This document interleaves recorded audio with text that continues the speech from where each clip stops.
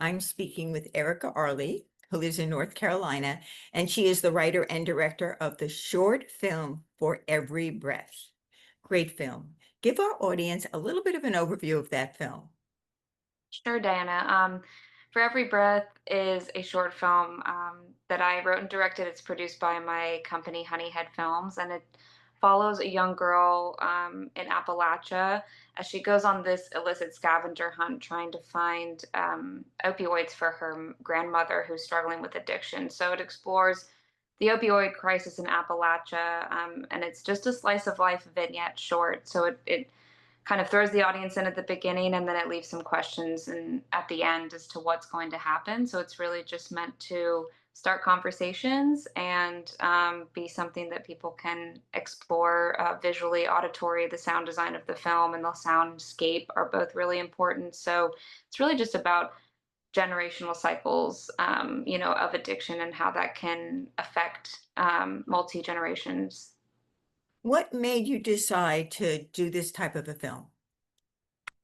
Well, to be totally candid, my business partner, Christy Ray, who is in the film, was actually 9 months pregnant, or 8 months pregnant when I came up with the idea for the film. And I said, I have this vision of you, standing with your hugely pregnant belly, with a 2-year old on your hip and maybe like a 4-year old there. I had this whole image of her, and I'd always wanted to explore the way that addiction in adults affects young people and how, through the eyes of an adolescent, how that might be seen and portrayed. So Christie's character came to my mind, and then Jane, the actress who plays Addie, her character came to my mind, and that was really where the genesis of the idea came from.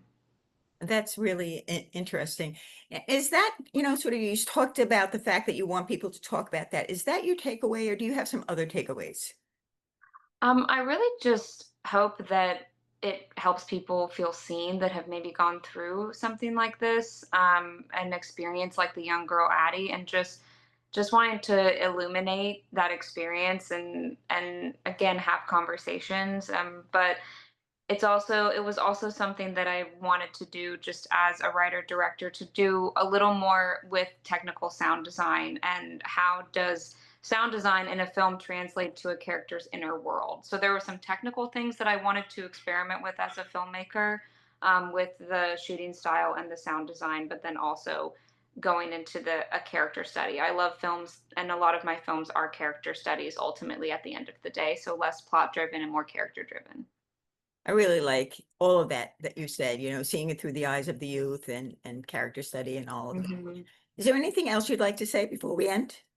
Something really special about this short film is that there are a few pickup shots that were actually captured while we were at Tryon, in 2023. So that's a really fun Easter egg. Anyone who's watching the film, who's familiar with the landscape, might recognize a few of the locations that we filmed.